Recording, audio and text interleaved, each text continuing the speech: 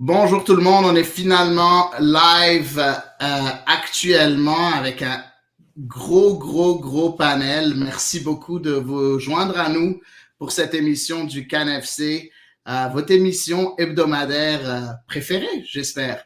Je suis rejoint aujourd'hui par trois panélistes pour l'instant, avec un quatrième qui s'en vient bientôt, le capitaine, le capi de toujours, Patrice Bernier, qui nous rejoindra un peu plus tard. Mais en premier, Nilton George, bien évidemment, que vous connaissez super bien, du couscous piri-piri. Salut Nilton, ça va? Salut, ça va toi? Super. On a Paul aussi qui est là. Paul, tu peux te présenter aux auditeurs et aux téléspectateurs si tu veux. Ouais, bien sûr, très content de l'invitation. Merci pour l'invitation. Moi, je suis Paul. Qu'est-ce que je peux dire français, arrivé à Montréal depuis maintenant presque une petite dizaine d'années. Voilà, grand amateur du soccer canadien, montréalais et parisien. Ouais, très content d'être là. Parfait. Après, on a qui d'autre que Alexandre Gangueruzic. Salut Alexandre, ça va bien? Ouais, bonsoir tout le monde, ça va très bien, on a passé un bon week-end, un bon match du Canada, c'était très super. Et on va en parler. Et le capitaine Patrice Bernier. Allô Capi, comment ça va?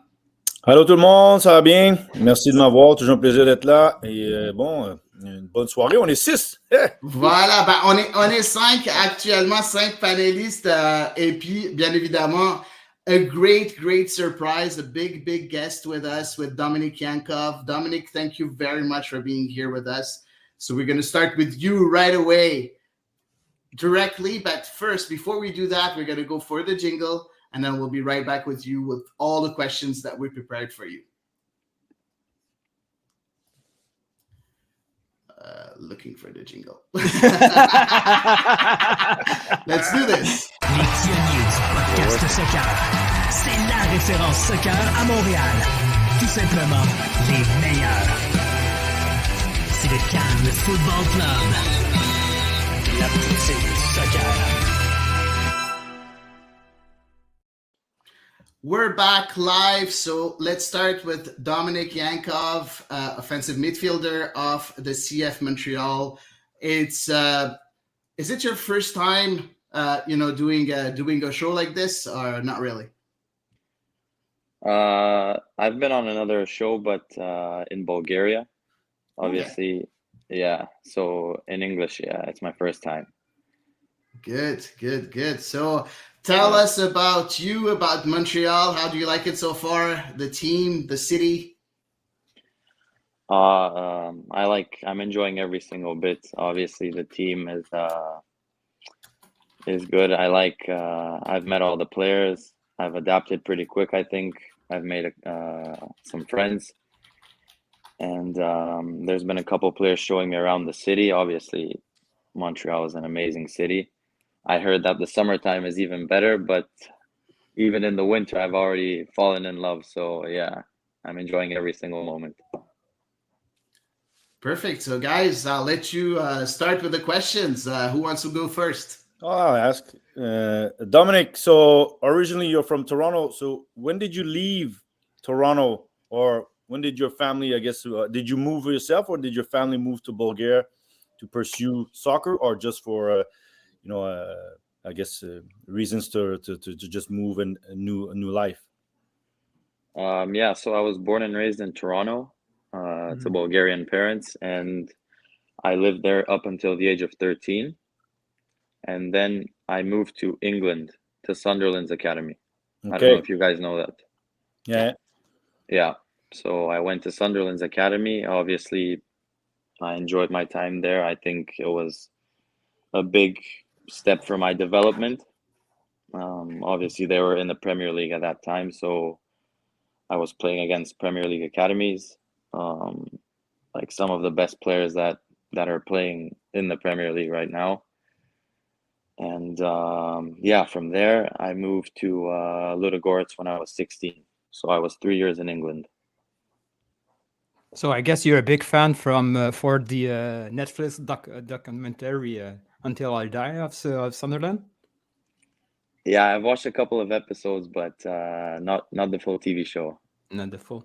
But you didn't catch up any British accent. I cannot notice any terms of mate or anything like that? You kept your Canadian accent. Yeah, is my Canadian accent still on? I can't really tell. I mean, I've lived like 7 years in Bulgaria. It's like I think I'm doing okay with my English. I mean, obviously English is like my main language, but living in Bulgaria 7 years speaking another language every single day, it's different. So I'm happy that you guys are telling me my accent is still the same. Where are you from? From the Toronto region, if I can ask. Like which neighborhood? Yeah. I'm from Scarborough. Okay, same as Kamal Miller, right? Footballers. You know it. Jim Carrey's from Scarborough. No Kamal way. Miller too, no? Dwayne De Rosario. There's a few footballers that are from that area. Now it's Brampton. Brampton is the new hub, but before Scarborough was a great soccer city. Yeah, Scarborough is for skillful players. The streets, they don't lie. Dwayne De Rosario, Julian De Guzman. Usually it doesn't lie. For sure, yeah. Dominic, let's talk about Canada. Canada played a very important game this Saturday. Were you guys watching the game, knowing that you had a lot of teammates, playing with the national team? Did you guys watch it, or you were too busy thinking about Bulgaria playing Azerbaijan? I actually watched the first half. Okay. And then I watched the Bulgaria game. But congrats to Canada. They qualified, so it's good for the whole country. Perfect. Talking about the Bulgaria national team, did you talk with the national team coach regarding possible selection? I know you were at one time, you were selected by the coach. Do you have discussions still with him? Yes, I did actually. This was during preseason. Okay. We both thought that it was the best for me to stay here, not travel, obviously 8 hours and a half I had to travel and then change the time. I've just come here in a new environment. We both felt that it was better for me to stay here to, just adapt as quick as I can, start playing games. And obviously we have 6 games on the road, so that's additional traveling. And yeah, we both thought it was better for me to stay and focus on club football. Interesting. Sorry, soccer. It's okay. It's okay. Well, everybody understands. Well, all good. Quick question in terms of CF Montreal.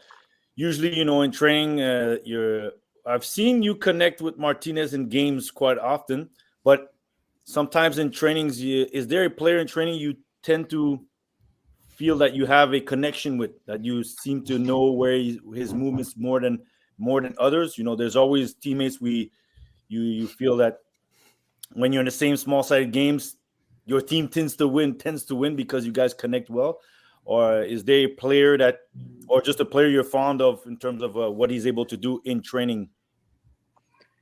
Yeah, I think you hit it like spot on. I think he's the one that's like it's just so easy to combine with him. Like, he's such a class player. Obviously, he's experienced. He's played so many games, and I feel that he's like the type of player to combine with. So yeah, if I had to say one player, it would definitely be him. Dominic, hopping in, what's it been like working under head coach Laurent Courtois? I mean, he seems to have brought a great atmosphere to the team right away. He's someone that's very active on the sidelines in preseason. There's a lot of team bonding. What's it kind of like working under a manager like that? Yeah, he's been amazing. Obviously, looking at the way that we've started the season, you can just tell that he has an idea. He's been giving us a lot of information of what to do tactically, but he's giving us a lot of freedom also. So this is like really important for all of us to have freedom and just to enjoy, because at the end of the day, we're playing football to enjoy, to win games. And yeah, I feel that he's also a really nice guy. So I'm enjoying every single day. just working under him, and yeah, he's been great. Dominic, mind if I jump in? Since you talked about freedom and, of course, playing football, in the first game against Orlando, you played alongside Bryce Duke, and I feel like, I don't know if you agree, but you are two maybe similar types of player, maybe more creative forces in midfield, maybe not necessarily old school number 10. And then against Miami, for example, you played as a more of a lone number 10 behind two strikers, whether it be Coccaro or Vilsan, Martinez or Ibrahim, all the options CF Montreal has.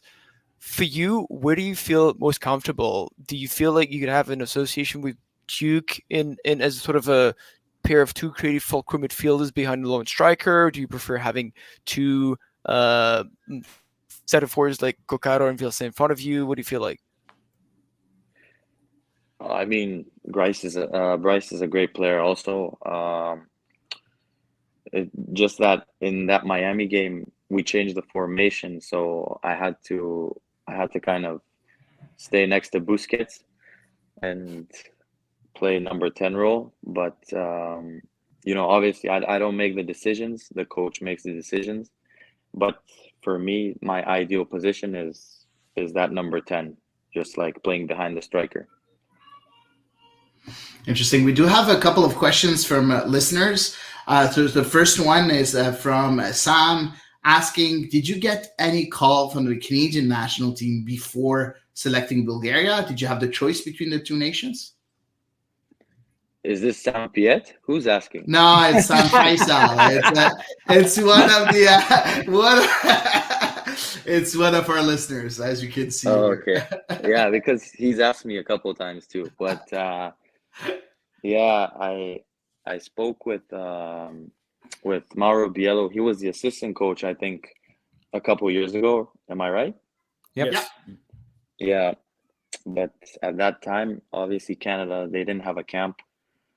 So I was with the under-21s with Bulgaria, and I said in an interview, whichever country calls me up first, that's where I'm going to go. That's where I'm going to try my luck. Wow. And I think Bulgaria found out that Canada wanted me. So it, It was a race. It was at that time where they just told me, pack your things, you're going straight with the first team. So Nice. yeah, I was 19 at that time. I was like, okay, I was really happy. So yeah, that's basically my story, how I chose Bulgaria. Playing for Bulgaria is not a bad thing. Was it difficult to convince you to come here in America at MLS? Was it the first attempt from MLS club, or before Montreal there were some clubs interesting on you? I know that Montreal wanted me before, like a year and a half ago, but it just didn't work out at that time. Obviously, I was still in Bulgaria at Ludogorets. At the end, I really wanted the move to happen because I think that 7 years at that club and that city, I've been grateful to all of the things that they've done. I've won like multiple awards. I've been 5-time champions. I've won individual awards, and I'm grateful to all the things that they've done to me. But I just wanted a change in my career and my life. I wanted to go to a new environment, change the team, change the city, and just I wanted to test myself to see if I can do it in another place.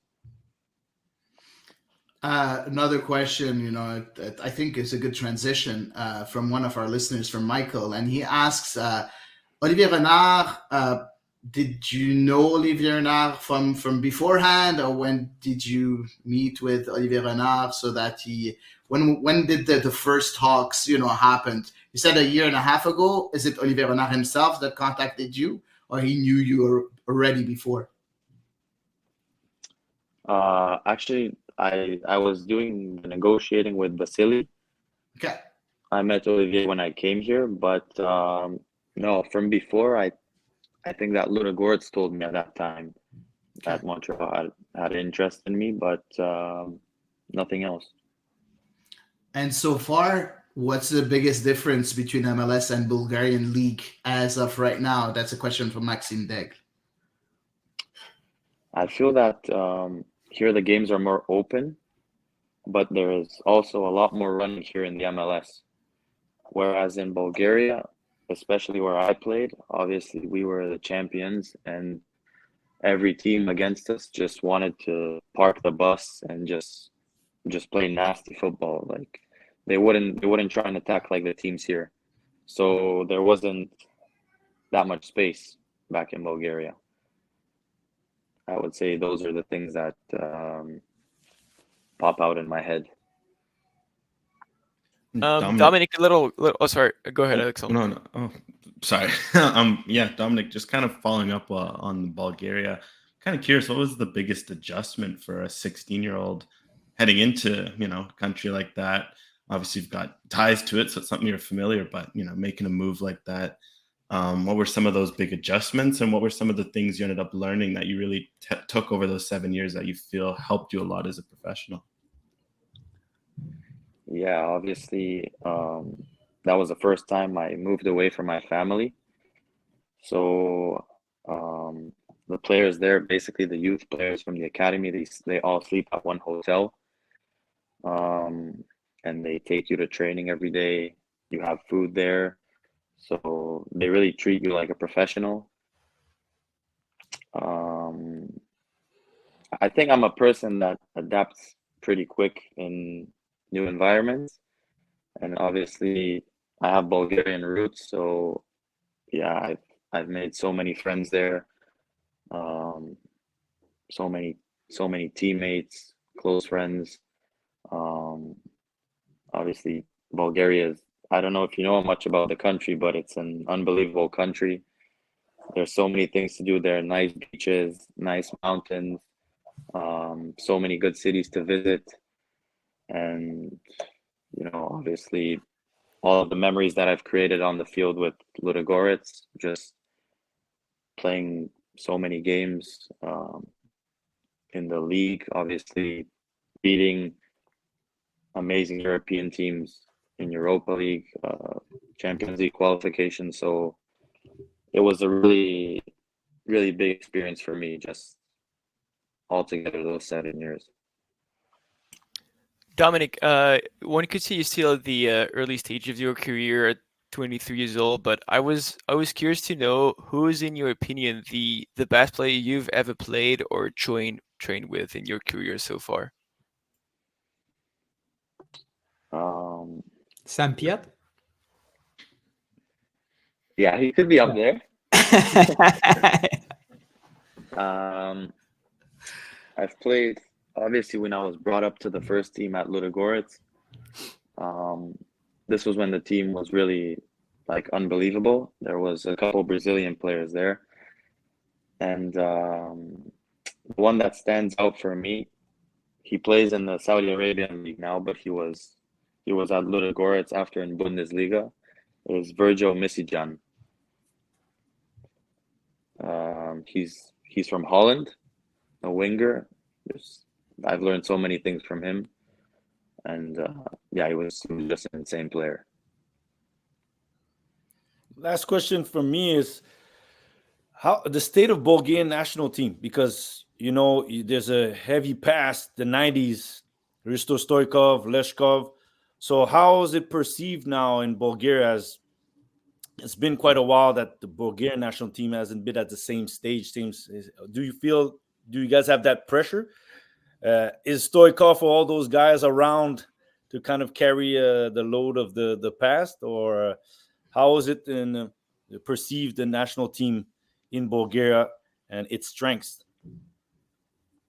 Yeah, obviously that generation that you said right there, Stoichkov, they've set a big standard, finishing 4th in the World Cup.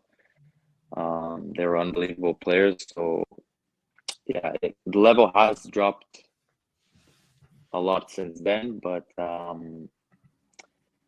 I can say that there has been a lot of pressure too, which is a bad thing for the players. The team now is they're trying to rebuild a new team with younger players coming in, obviously, but there has been a lot of negativity. Obviously, we haven't qualified for any European tournaments or World Cups in a long time. The positive thing I can say is that step by step, there's players going out playing in abroad, teams abroad, and obviously starting in their clubs there. And I feel that maybe in 2-3 years' time, if everything's going well, then we can get back to playing a higher level. All right, thanks. So Alex, you had another question? Yeah, Dominic, just kind of wanted to ask you about a special moment a few weeks ago. Maybe didn't happen in the circumstances you would have liked, as you guys weren't able to grab the victory in the end. But how special was it to score your first CF Montreal goal? Especially, it was such a nice play. So I don't know, maybe mind taking us through some of what you saw in that goal. Obviously, a nice back heel from Joseph to find you, and what did that mean to you? Yeah, it was an unreal moment for me. Obviously, Joseph is unbelievable. Just the way that he gave me the ball back just to set me up in front of the goal. It was a special moment, but this is probably, I'm not gonna lie, this is probably the craziest game that I've ever played. I mean, I came on, I scored, I was so happy, and then after we got a red card, I had to come off. Obviously they had to put a defender in, and just that last goal that they scored was I don't know, I had so many calls from my friends from Bulgaria saying like, what how has that happened, but yeah, it was a special moment for me, and I hope I can just continue bringing the best out of myself and helping my teammates out. When that goal went in, did you use English word, a Bulgarian word, a French word? What word did you use when you saw that goal go in? I used a couple of Bulgarian words after the goal. That actually, I hope, yeah, most people don't know Bulgarian here, but if you know Bulgarian, it's ugly. Yeah, if you know Bulgarian, it's ugly. Last but not least, I'm sure that you know the big rivalry between Montreal and Toronto. I have one of our listeners that's asking, how are you going to do in order to hate Toronto so much when you're going to play against them? Oh, wow, I knew this question was coming. Of course it was going to come. You knew that. Yeah. Obviously, this is a fan's point of view. Of course, I'm not a person that hates anything. I'm a professional player. I want to. I'm defending Montreal's colors right now, so I'm gonna try and do the best I can for Montreal. From a fan's point of view, I know that they see it as a different way, but yeah, like I said, I'm happy to be in Montreal, so I'm going to show character and emotion only for Montreal. Perfect. Thank you very much, Dominic, for being here with us and for giving us that time. Thank you very, very much. Yeah, thanks, Dominic. We appreciate it. Thank you, guys. Thank you. All the best. Appreciate it. Thank you. Thank you. Donc, voilà pour Dominic Iankov qui était avec nous aujourd'hui. Première entrevue, je pense, qu'il donne pour un podcast. En tout cas, je n'en ai pas vu d'autres. En tout cas, lui, il a dit que c'est sa première en anglais. C'est quand même, on est les premiers ici chez le CanFC, donc c'est quand même une super belle chose. On va faire une petite pause publicitaire, puis on revient pour parler, bien évidemment, de ce match du Canada qui s'est déroulé le samedi. Cette fois-ci, je l'ai déjà de préparé. Let's go. Microbrasserie, la Forge du Malte. La Tignasse, une bière forgement envoûtante. La Forge du Malte.com. Désolé pour les fausses notes, nous on brasse la bière. Et voilà, donc, comme vous le savez, la Forge du Malte qui a tellement de bonnes bières. Donc, je vous conseille d'aller les goûter, les déguster. C'est sûr, bien évidemment, dans 2-3 semaines, on a le premier match à domicile, les tailgates, ils seront là. Allez faire un tour puis déguster ces bières, bien évidemment. Les amis, on parle de ce match